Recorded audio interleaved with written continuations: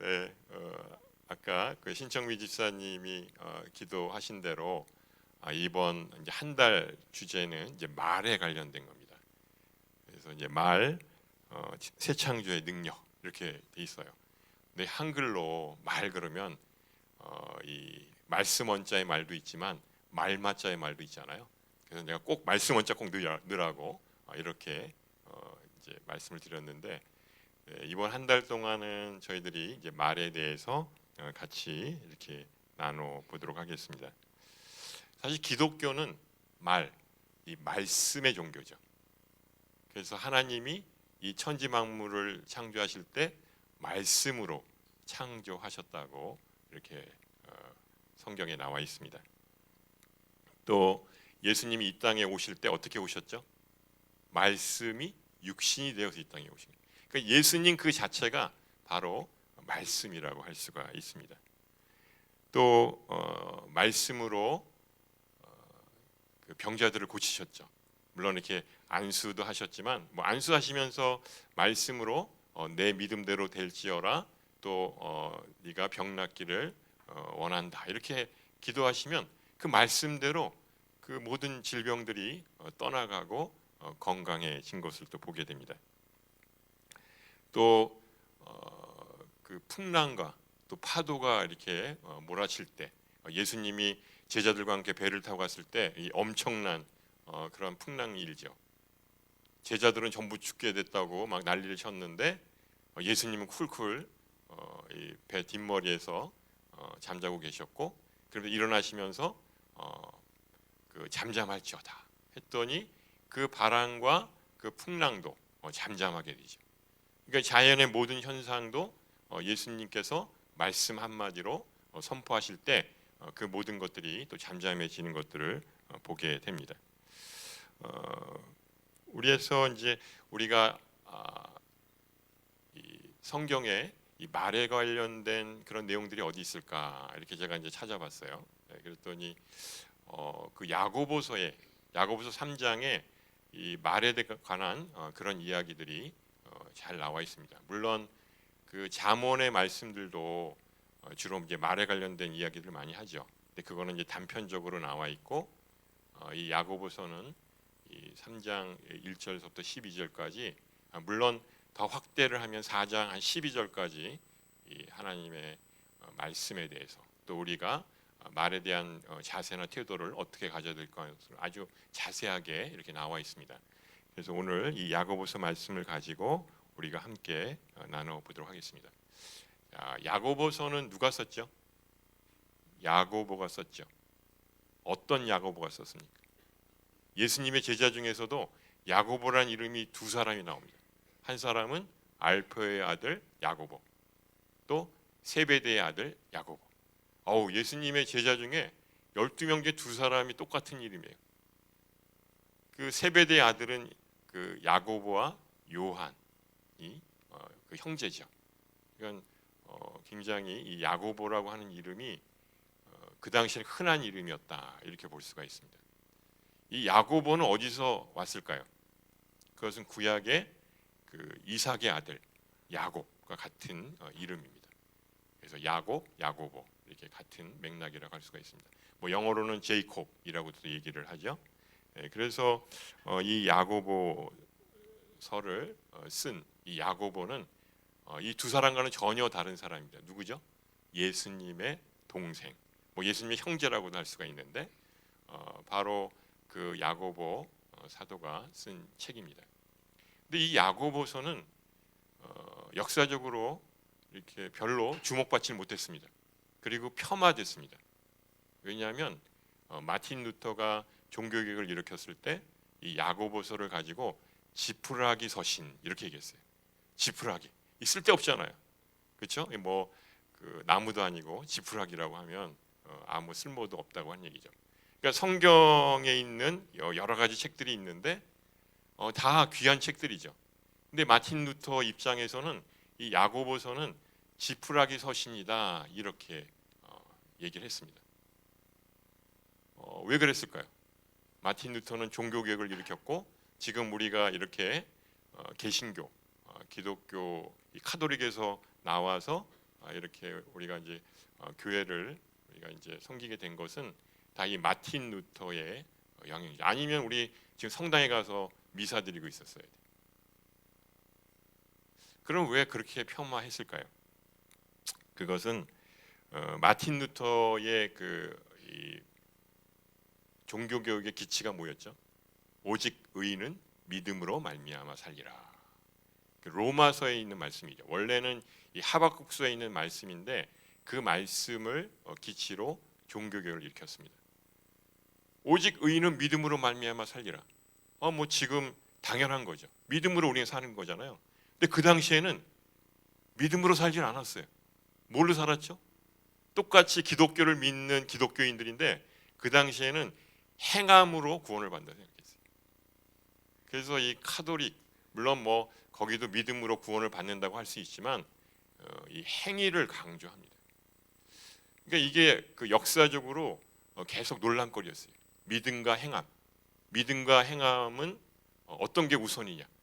어떤 게 우선입니까? 믿음이 우선입니까? 행함이 우선입니까? 믿음이 우선인가요? 행함이 우선인가요? 네, 믿음과 행함은 마치 동전의 양면과 같이 하나입니다. 생각해 보십시오. 믿음이 있어요. 그럼 어떻게 되죠? 그 사람의 행위를 보고 이 사람이 믿음이 있다고 하는 걸 알게 되는 거죠. 또 그 사람의 행위를 보면 이 사람이 믿음이 있는지 없는지를 알 수가 있어요. 믿음과 행함은 하나입니다. 그런데 인간은 연약하기 때문에 이걸 분리시켰어요. 그래서 이 야고보 사도가 있었던 그때 당시만 하더라도 누가 이렇게 특세를 했죠? 바리새인들. 이 바리새인들이 예수님하고 계속 싸우잖아요. 뭘 갖고 싸우죠? 요새 뭘 갖고 싸웁니까? 그 38년 된 병자를 예수님이 고쳐주셨는데 그날이 하필이면 안식일이었어요. 그랬더니 바리새인들이 난리를 친 거죠. 아니 왜 하고 많은 날, 왜 안식일 날 고치느냐. 그러니까 바리새인들 입장에서는 병을 고치는 게 우선이 아니고 바로 안식일을 지키는 게 더 우선입니다. 또 그 요한복음 9장에 보면 그 나면서 이 맹인된 사람을 고쳐주잖아요. 그날도 안식일 날 고쳐 있어요. 예수님 왜 그랬을까요? 일부러 그렇게 하신 거죠. 어떤 게 진정한 안식이냐, 그리고 어떤 게 더 우선이냐, 그거를 알려주시기 위해서 일부러 안식일 날만 골라서 병자를 고쳐준 거예요. 그러니까 바리새인들 입장에서는 진짜 화가 날 일이죠. 분명히 안식일을 지키라고 했는데 왜 하필이면 안식일 날 병을 고쳐주느냐. 근데 그 병자들은 안식일 날 안식을 취할 수 있나요? 안식을 못 취해요. 그 나면서 눈먼 병자도 구걸을 하고 있습니다. 성전 앞에서 구걸을 하고 있는데 다른 사람들은 다 안식일 날 들어가서 안식을 취하고 하나님께 예배를 드리는데 정작 이 나면서 소경인 사람은 안식을 못 취하고 있어요. 그러니까 예수님은 그걸 알려주시기 위한 거예요. 그러니까 그 당시에는 바로 율법으로 구원을 받는다고 생각했던 것입니다. 그래서 그 부자 청년도 보면 열심히 율법을 지키잖아요. 왜? 구원받을 줄 알고. 그 당시에 만연된 그런 생각들은 행위로 구원을 받는다고 생각했던 것이죠. 그래서 율법을 우선시하고 율법을 지켜야지만 구원을 받는다고 생각을 했던 것입니다. 그래서 이 야고보서는 그 당시에 또 마틴 루터에 의해서 인정을 받지 못했습니다. 야고보서에 보면 이렇게 나와 있어요. 행함이 없는 믿음은 그 자체가 죽은 것이다. 영혼 없는 몸이 죽은 것 같이 행함이 없는 믿음은 죽은 것이다. 이렇게 이야기를 했습니다. 이 행함과 믿음, 행함이 없는 믿음, 또 믿음이 없는 행함, 우리가 이렇게 분리해서 얘기할 수 있지만 행함과 믿음은 분리할 수 없는 그런 의미를 갖고 있다고 할 수가 있습니다. 어떻게 보면 이제 이걸 언뜻 잘못 이해를 하면 행위가 더 강조되는 것처럼 보이는 것이죠. 근데 그것은 이제 깊이 이제 좀 성경 말씀을 보면 야고보 사도가 왜 그랬을까? 마틴 루터가 왜 그랬을까? 그거는 그 시대적 상황을 우리가 이해를 해야 되는 것이죠. 아까 바리새인들이 그렇게 했던 것도 뭐냐면 행위로 율법으로 구원을 받는다고 하는 이야기를 강조하게 됐던 것이죠. 근데 그 이후에 초대교회 당시에 대부분의 사람들이 바로 오직 의인은 믿음으로 말미암아 살리라라고 하는 그 사도 바울의 그 말씀을 가지고 그들이 믿었을 때 이 값싼 은혜라고 하는 것이 결국은 그 당시에 만연돼 있었던 것이죠. 그냥 형편없이 예수를 믿어도 그냥 뭐 교회 다니고 예수 믿는다고 말만 하면 그냥 그리스도인이라고 생각을 했던 것이. 그래서 야고보 사도는 그때 그 시대적 상황으로 봐서 행함이 없는 믿음은 죽은 것이다. 너희들이 정말 믿음이 있다고 한다 그러면 행위로 그리스도인답게 살아라. 이걸 말씀하고 싶었던 것이죠. 마틴 루터 시대 때 그 종교개혁 당시에는 어땠습니까? 그 카톨릭이라고 하는 것이 바로 행위를 강조했던 그런 곳이었죠. 그러다 보니까 마틴 루터도 오직 의인은 믿음으로 말미암아 살리라. 그때는 믿음이 강조가 된 것이. 그러니까 이 시대적 상황에 따라서 어떤 때는 믿음이 강조되기도 하고 또 어떤 때는 행위가 강조가 되기도 하고 이렇게 우리가 이해할 수가 있는 것입니다. 그래서 믿음과 행함을 분리할 수 없다. 분리하는 경향이 있지만 그렇게 될 수 없다라고 하는 것을 우리가 알 수가 있는 것입니다. 우리의 구원은 본질적으로는 예수 그리스도의 십자가의 은혜로 우리가 구원을 받은 것이라고 할 수가 있습니다. 그렇지만 구원 이후의 우리의 삶은 그리스도인답게 하나님의 말씀대로 살아가야 하는 것입니다. 그래서 바로 그런 의미에서 우리가 야고보서를 이해할 필요가 있습니다. 그래서 우리가 지금 살고 있는 이 시대는 어떤 시대를 살고 있습니까? 아까도 말씀드렸듯이 기독교가 값싼 은혜로 전락을 했습니다. 이 값싼 그리스도인들 때문에 세상의 손가락질을 당하고 외면당하는 것을 보게 됩니다. 우리에게 예수님이 이렇게 말씀하셨잖아요. 너희는 세상의 소금이다. 세상의 빛이다. 이렇게 말씀을 하셨는데 우리가 지금 그러한 역할과 사명을 잘하고 있습니까? 너무나 부끄러운 모습들을 우리가 지금 보고 있습니다. 그래서 오히려 저는 이 시대에는 이 야고보서를 많이 읽어봐야 된다. 그리고 어떻게 살아야 하는지 그리고 우리가 행위로 그리스도인이라고 하는 것을 나타내야 되지 않을까 이렇게 생각을 해봅니다. 그러면 이 야고보서를 통해서 우리가 어떻게 살아야 하는지 어떻게 살아야 바로 말에 실수가 없는 인생이 되는지를 우리가 한번 살펴보도록 하겠습니다. 주로 이제 3장에 있는 말씀을 갖고 나눌 텐데요.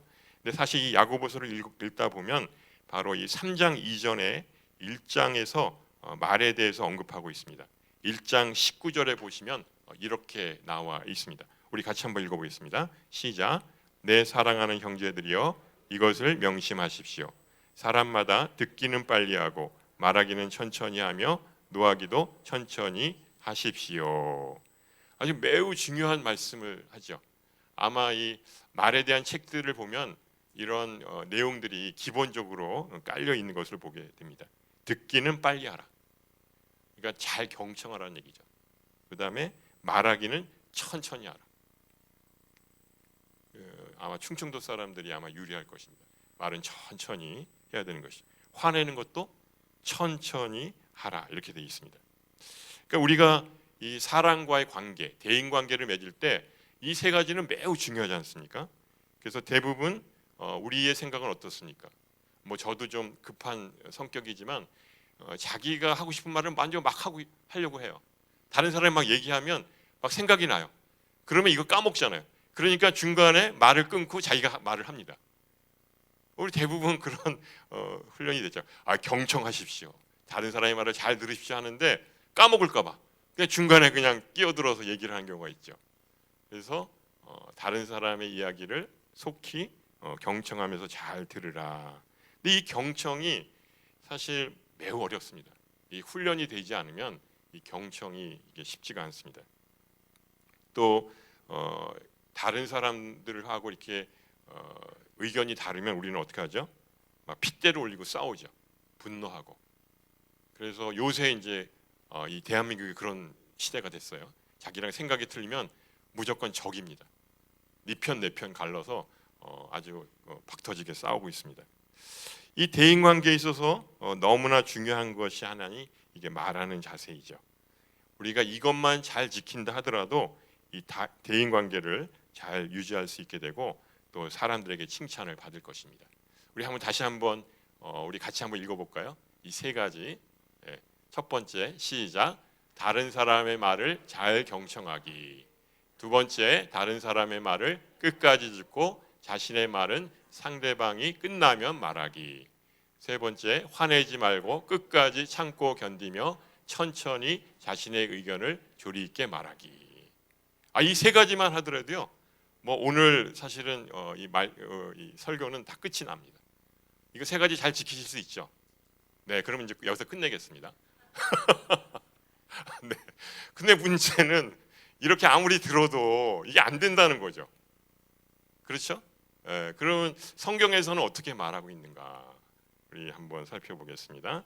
1장 26절 말씀 우리 같이 한번 읽어보겠습니다. 시작.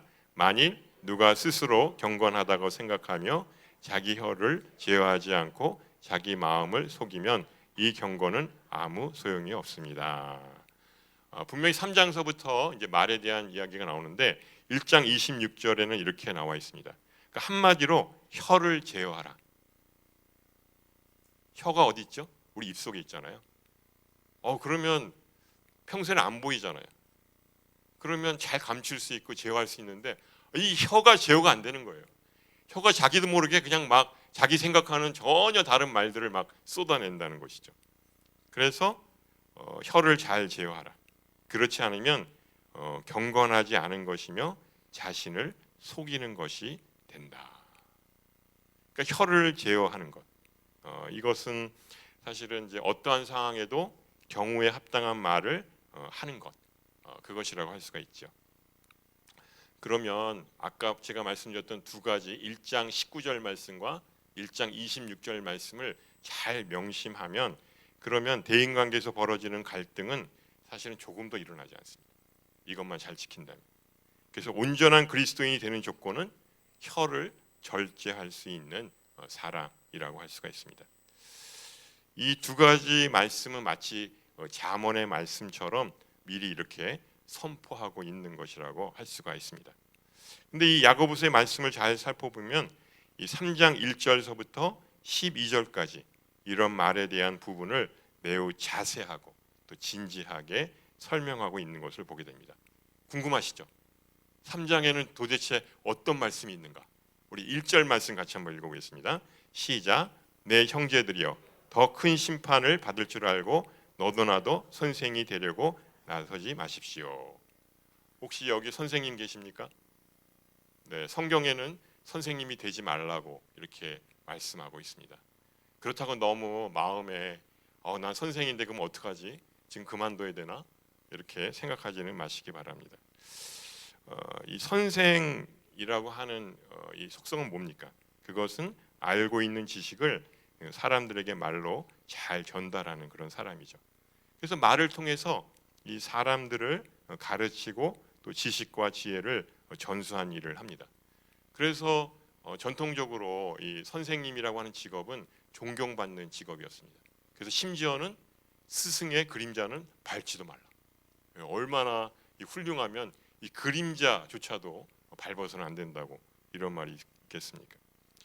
이 말을 통해서 다른 사람들을 이렇게 가르치고 하는 것들, 그 굉장히 귀한 일입니다.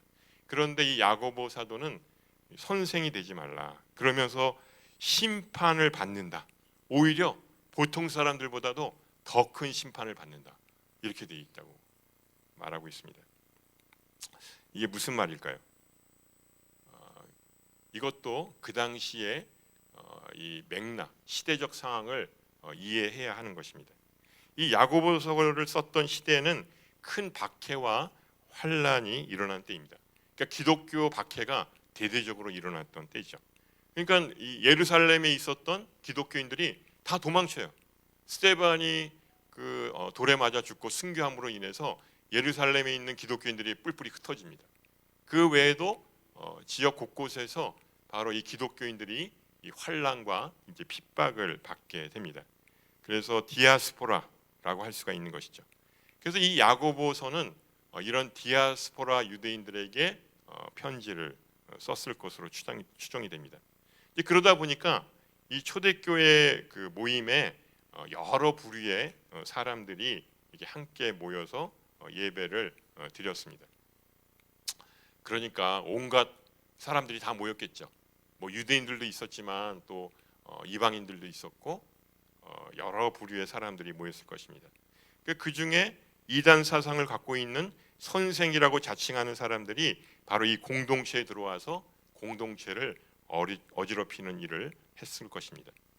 이 야고보는 이러한 사람들을 보고 경고하고 있는 것이죠. 말도 되지 않는 이단 사설을 가지고 공동체를 어렵히고 또 복음을 혼잡하게 만드는 그런 사람들에게 경고했던 것입니다. 그래서 이 영지주의라고 하는 게 있습니다. 영지버섯. 굉장히 몸에 좋죠. 근데 이 영지주의는 조심해야 됩니다. 영지주의는 육신과 영을 분리합니다. 그리고 영은 깨끗하고 순결하고 거룩한 것이고 육은 더러운 것이다. 그래서 이게 사상이 어디까지 가냐면 예수 그리스도의 부활을 부정해요. 왜냐하면 몸으로 부활하셨잖아요. 그러니까 이건 거짓말이다. 영지주의 입장에서는 예수님의 부활을 부정합니다. 그리고 오직 영적인 것만을 추구하는 것이죠. 이것은 사실 이제 그 헬라의 그 이원론, 플라톤 사상에서 나온 것이죠. 그래서 이 굉장히 심각한 그런 이 이단 사상입니다. 그러니까 이런 것들이 들어와서 사람들을 헷갈리게 만듭니다. 그래서 복음을 매우 혼잡하게 만드는 일이 있었습니다. 자, 2절 말씀 같이 한번 읽어보겠습니다. 시작. 우리는 모두 실수가 많기 때문입니다.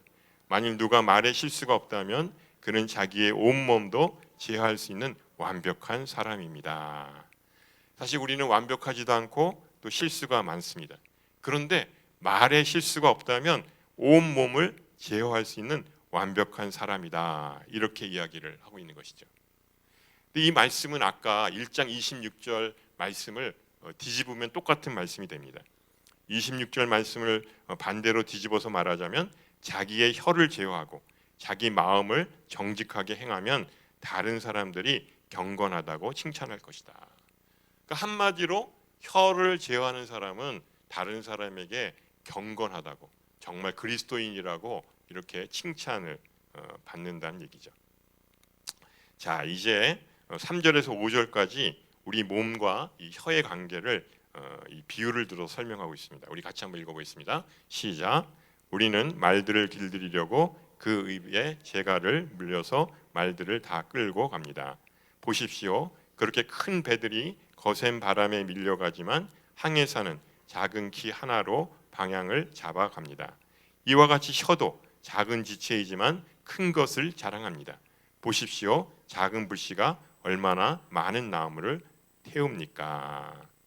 일단 3절에 나오는 말은 말마입니다. 그러니까 그 우리가 잘 알고 있는 그 짐승이죠. 이 지상에서 엄청나게 빨리 달리는 그런 말입니다. 그래서 옛날에 이제 전쟁이 벌어져서 이 싸움을 할 때 이 기마병은 이 엄청난 전쟁 무기였습니다. 이 전쟁에서 보통 어떻게 싸우죠? 그냥 창 들고 칼 들고 그냥 보병으로 걸어 다니면서 싸우잖아요.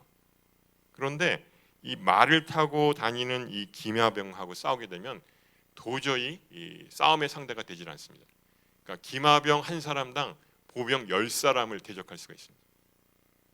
뭐 그렇지 않습니까? 뭐 말로 한번 슉 지나가면 그냥 다 추풍낙엽처럼 그렇게 죽게 되는 것이죠.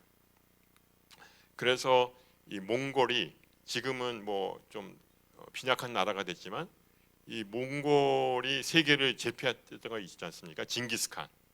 그런 이유가 뭐냐면 말을 너무나 잘 다뤘어요. 지금도 보면은 이 말 타는 것을 너무나 쉽게 이렇게 탑니다. 그러니까 어려서부터 말에서 먹고 자고 말과 뒹굴고 하면서 말을 그냥 자유자재로 이렇게 갖고 놀죠. 그래서 이제 몽골 아우리치를 가시면 이게 말을 타거든요. 뭐 우리 뭐 제주도에서 타는 5,000원짜리 쭉 이렇게 한번 이렇게 마부가 끌고 가는 그런 게 아니고요. 진짜 이 말을 타는 거예요. 근데 그 이제 어린 그 아이들이 앞에서 이렇게 이끄는데 얼마나 말을 잘 트는지 몰라요. 아주 뭐 진짜 기가 막히죠. 그러니까 이제 그만큼 이 말이라고 하는 것, 그것을 이 예전엔 전쟁용 이 무기로 잘 활용을 했던 것입니다. 그러니까 이렇게 말을 잘 다룰 수 있는 건 뭐죠?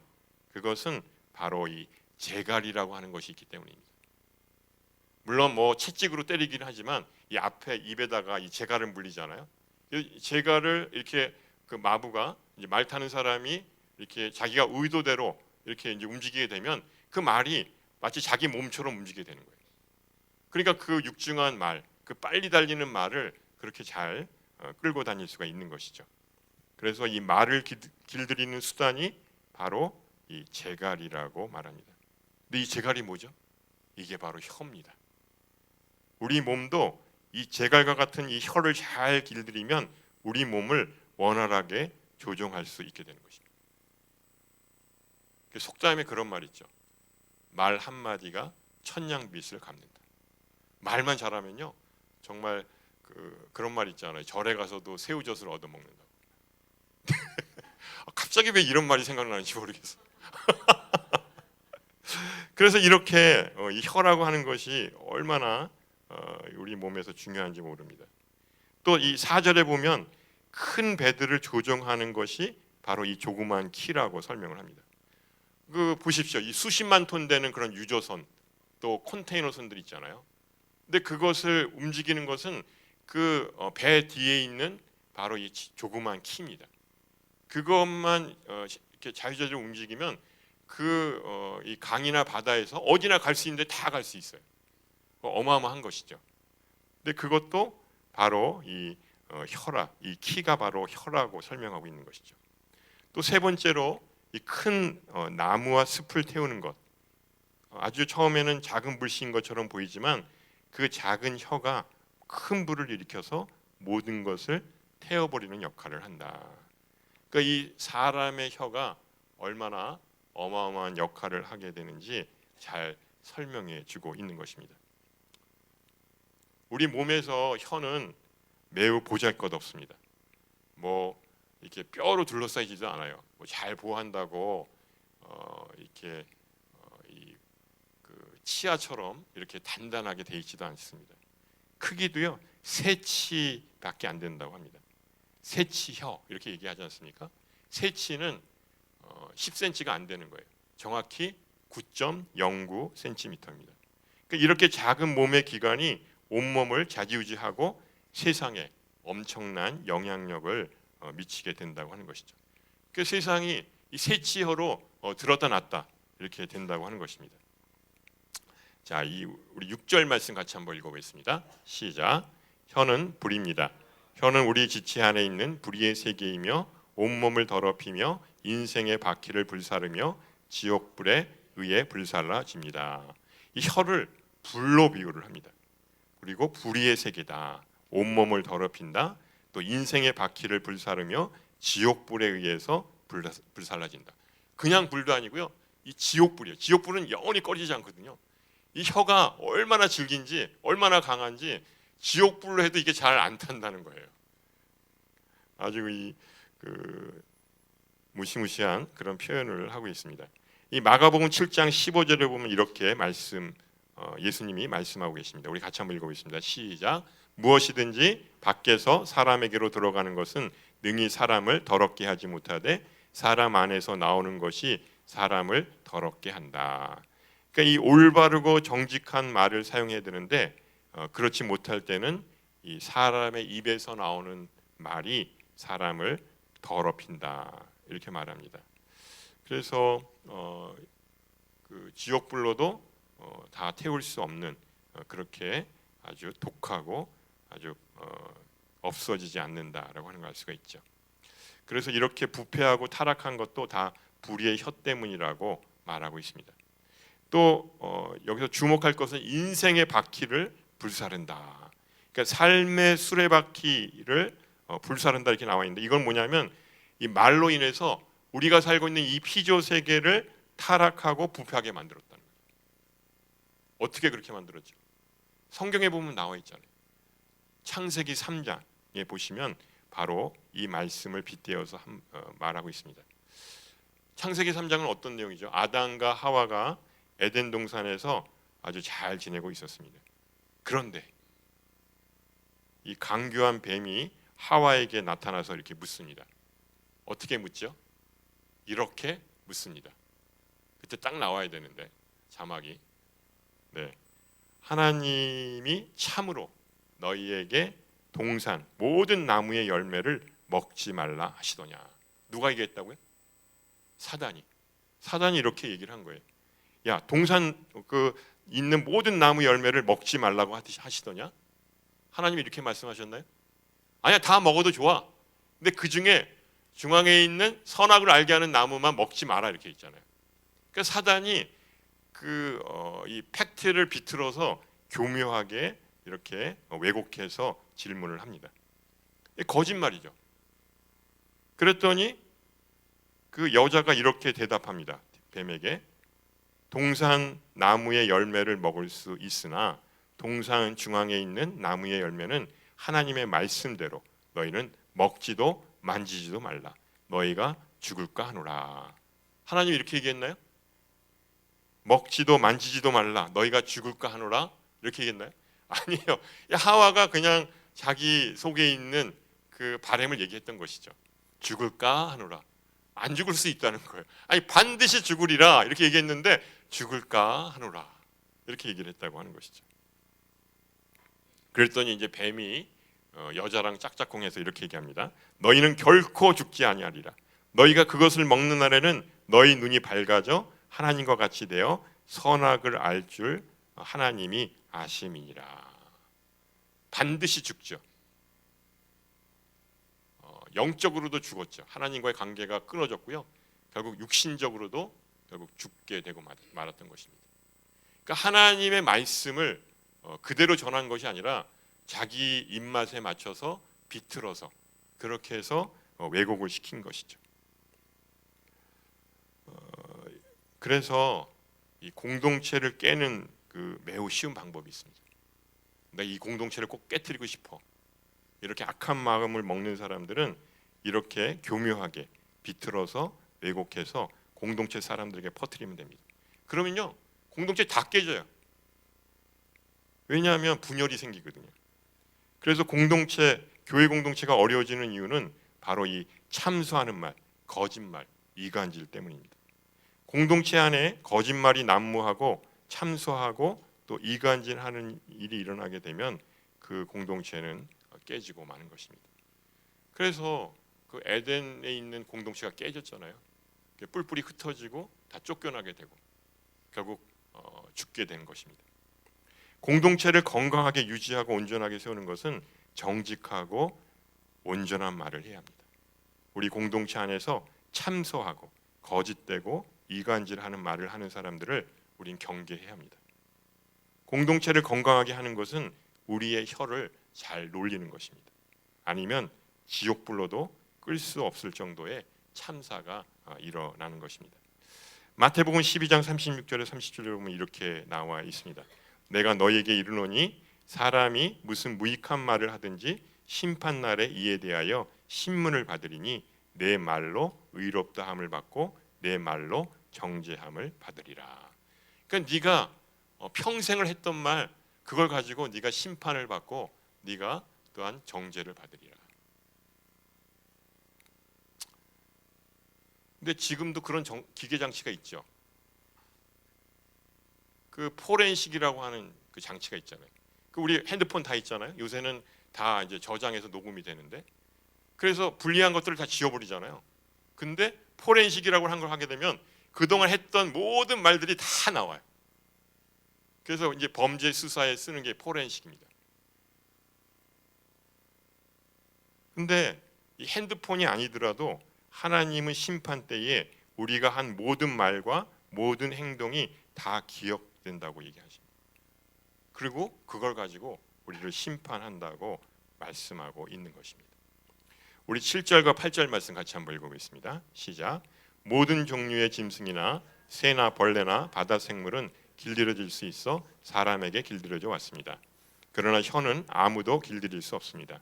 혀는 질칠 줄 모르는 악이요 죽이는 독이 가득한 것입니다. 하나님이 세상을 창조하시고 모든 만물을 만드셨을 때 바로 이 사람에게 그 짐승들을 다스리라고 이렇게 명령하셨습니다. 그래서 이름을 짓게 하시죠. 그리고 그 모든 만물들을 길들이게 하셨습니다. 그런데 길들여지지 않는 단 한 가지가 있는데 그것이 바로 자기 혀, 사람의 혀라고 하는 존재입니다. 혀는 지칠 줄 모르는 악이고 죽이는 독이다, 이렇게 이야기를 하고 있습니다. 이 말씀을 이렇게 묵상하면서 야, 정말 이 혀를 너무 잘 설명하고 있다. 이 야고보 사도가 이게 보통이 아니구나, 이런 생각을 했습니다. 인간사의 모든 재앙은 이렇게 길들여지지 않는 혀에서 출발하고 또 그 혀는 지칠 줄 모르고 쏟아내는 바로 악이고 바로 이 코브라 독사와 같이 사람을 죽이는 맹독으로 가득 차 있다, 이렇게 말하고 있습니다. 그 제가 다른 교회에 어떤 분한테 들은 이야기입니다. 그러니까 어떤 모임이든 그 사람이 그 모임에 들어가면 그 모임이 다 깨져버린다고 합니다. 그리고 서로 원수가 된다고 하는 그런 얘기를 들었습니다. 그러니까 무시무시한 이야기죠. 길들여지지 않는 혀를 잘못 놀리면 이 같은 일들이 생긴다는 사실을 명심해야 합니다. 자, 이제 9절에서 12절 말씀 우리 같이 한번 읽어보겠습니다. 시작. 우리는 혀로 주와 아버지를 찬양하기도 하고 또 그것으로 하나님의 형상을 따라 지음받은 사람을 저주하기도 합니다. 찬양과 저주가 한 입에서 나오니 내 형제들이여 그래서는 안 됩니다. 샘이 어떻게 한 구멍에서 단물과 짠물을 낼 수 있습니까? 내 형제들이여 무화과 나무가 올리브 열매를 맺거나 포도나무가 무화과 열매를 맺을 수 있습니까? 이처럼 짠물 내는 샘이 단물을 낼 수 없습니다. 그러니까 우리의 혀의 모습을 설명하고 있죠. 그러니까 우리의 혀는 이렇게 하나님을 찬양합니다. 할렐루야, 하나님을 찬양하고 하나님께 영광을 돌립니다. 근데 딱 돌아서서 교회 문을 나가면 하나님의 형상대로 지은 사람을 저주합니다. 조금 전까지는 찬양을 했는데 돌아서면 저주를 하는 것입니다. 그러니까 이 찬양과 저주가 한 입에서 나온다는 얘기죠.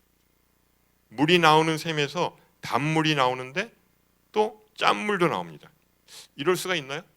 이런 셈이 있나요? 단물만 나오든지 아니면 짠물만 나와야 됩니다. 근데 어떤 때는 단물이 나오다가 조금 후에는 짠물이 나온다. 그런 셈은 없죠. 근데 그런 혀는 있습니다. 무화과 나무가 올리브 열매를 맺지 못합니다. 무화과 나무는 오직 무화과 나무 열매만을 맺습니다. 또 포도나무도 마찬가지죠. 포도나무가 무화과 열매를 맺을 수 있습니까? 아닙니다. 포도나무는 포도 열매만을 맺습니다. 이게 자연의 이치죠. 근데 우리는 한 입으로, 한 혀로, 한 목구멍으로 나온 말씀으로 축복과 저주의 말을 쏟아냅니다. 어떡하죠? 아까 그 세 가지만 잘하면 대인관계에 있어서 성공한다고 그랬는데, 듣는 말은 속히 듣고 또 하는 말은 천천히 하고 또 화내는 것도 더디하면 그러면 다 될 줄 알았는데 이게 보니까 이런 상황들이 벌어진다고 하는 것이죠. 근데 이 야고보서에서는 그것이 단순한 이 말의 문제가 아니다. 뭐가 문제죠? 마음의 문제다. 마음에 쌓은 것이 나오기 때문에 마음을 다스려야 한다는 것이죠. 그럼 어떻게 이 마음의 문제를 해결할까요? 그것은 1장 8절에 보시면 이렇게 나와 있습니다. 한번 읽어볼까요? 시작. 두 마음을 품어 모든 일에 정함이 없는 자로다. 4장 8절 말씀 같이 읽어보겠습니다. 시작. 하나님을 가까이 하라. 그리하면 너희를 가까이 하시리라. 죄인들아 손을 깨끗이 하라. 두 마음을 품은 자들아 마음을 성결하게 하라. 뭐죠? 두 마음을 품지 말라고 하는 것입니다. 오직 한 마음만을 품으라고 말씀하십니다. 결국 이 야고보 사도가 말하는 이 한 마음은 바로 말의 문제가 아니라 마음의 문제를 해결해야 한다고 하는 것을 우리에게 이야기해주고 있습니다. 그럼 어떻게 해야 되죠? 근데 이 야고보서에 보면 땅에 속한 지혜와 하늘에 속한 지혜 이렇게 나눠져 있어요. 우리가 보통 지혜 그러면 하나로 생각하잖아요. 근데 이 야고보서는 바로 이 땅에 속한 지혜와 하늘에 속한 지혜 이렇게 나누어서 얘기를 하고 있습니다. 그러면 이걸 어떻게 구별할까요? 3장 14절에서 16절에 보면 바로 이렇게 나와 있습니다. 우리 같이 한번 읽어보겠습니다. 시작. 그러나 여러분의 마음에 지독한 시기심과 야심이 있다면 자랑하거나 진리를 대적해 거짓말하지 마십시오. 이 지혜는 하늘에서 오는 것이 아니라 세상적이고 정욕적이며 마귀적입니다. 시기심과 야심이 있는 곳에 혼란과 온갖 악한 행위가 있습니다. 이게 바로 땅에 속한 지혜라고 하는 거예요. 그 누가 갖고 싶어하죠? 세상 사람들. 세상 사람들은 뭐 이런 거 구별 안 하고 어떤 것이든 지혜를 갖고 싶어 하는데 바로 이 땅에 속한 지혜를 갖고 싶어 하죠. 근데 이 지혜는 뭐라고요? 귀신에 속한 지혜입니다. 이 한국에 무당이나 점집들이 왜 이렇게 많은지 아십니까? 왜 생행한지 아십니까? 이 군인들과 정치인들이 그 많은 돈을 들여서 점을 보는 이유가 뭡니까? 자기가 성공할지, 자기가 승진할지를 자기가 개척하는 게 아니라 그 점집의 그 무당들이나 그 점쟁이들한테 가서 물어봐요. 그것은 세상 복을 받기 위해서 바로 귀신들에게 자신의 영혼을 팔아먹기 때문입니다. 근데 그것은 뭐냐면 시기와 다툼과 경쟁심입니다. 이게 바로 세상에 오는 지혜예요. 세상 사람들이 원하는 지혜입니다. 세상의 지혜는 시기와 다툼이 본질입니다. 진리를 거스리는 그런 거짓말이죠. 그러니까 목적을 달성하기 위해서는 아주 어떠한 거짓말도 서슴없이 합니다. 그래서 정욕적이다, 또 탐욕스럽다, 또 귀신의 것이다 이렇게 얘기합니다. 그래서 이런 지혜는 사실은 역겹죠. 냄새가 나고 더럽습니다. 이러한 지혜는 시기와 다툼이 있고 혼란과 악한 일들이 일어나게 되는 것이죠. 그 결과는 뭐죠? 결국 사망과 패망의 길로 가는 것입니다. 그러면 하늘로부터 오는 지혜는 무엇일까요? 그건 그 다음에 나와 있어요. 17절에서 18절 말씀 우리 같이 한번 읽어보겠습니다. 시작. 그러나 하늘에서 오는 지혜는 무엇보다도 성결하고 또한 화평하며 관영하고 양순하며 긍휼과 선한 열매가 가득하며 편견과 위선이 없습니다. 의의 열매는 화평하게 하는 사람들이 화평의 씨를 뿌려 거두는 것입니다. 읽기만 해도 좋잖아요. 그렇죠? 성령의 9가지 열매처럼 이렇게 이 단어만 이렇게 나열해도 너무 기분이 좋잖아요. 이게 바로 하늘에서 오는 지혜죠. 그래서 이 하늘에서 오는 지혜는 바로 예수 그리스도로부터 오는 지혜입니다. 이 해 아래는 새 것이 없죠. 그러니까 세상에서 오는 지혜는 아무리 이 성공적이고 또 지혜라고 하더라도 그것은 바로 이 귀신에게서 온 지혜라고 할 수가 있는 것이죠. 그렇지만 오직 해 위에 계신 예수님으로부터 오는 그 지혜가 있는데 그것은 첫째 성결하고 화평하고 관용하고 양순하며 긍휼과 선한 열매가 가득하고 편견이 없고 거짓이 없다. 그리고 이 모든 것이 화평으로 심어 의의 열매를 거두게 된다. 이게 되는 것이죠. 그러니까 우리는 어떤 지혜를 얻어야 될까요? 땅에서 오는 지혜를 얻어야 될까요? 아니면 하늘에서 오는 지혜를 얻어야 될까요? 하늘에서 오는 지혜를 얻어야 되죠. 바로 이 하늘에서 오는 지혜가 바로 예수님의 마음이죠. 우리가 예수님의 마음을 품고 나가게 되면 우리에게 바로 이 실수가 없는, 말에 실수가 없는 그런 인생이 될 줄로 믿습니다. 올해 2025년 새해를 맞이해서 우리 모두가 바로 이 하늘로부터 오는 지혜를 얻으시길 바랍니다. 그래서 생명의 말씀을 통해서 죽어가는 영혼들을 살리며 또 우리 공동체를 온전히 세워가시는 저와 여러분 되시기를 주님의 이름으로 축원합니다. 이 시간 우리 함께 찬양하고 우리 기도했으면 좋겠습니다.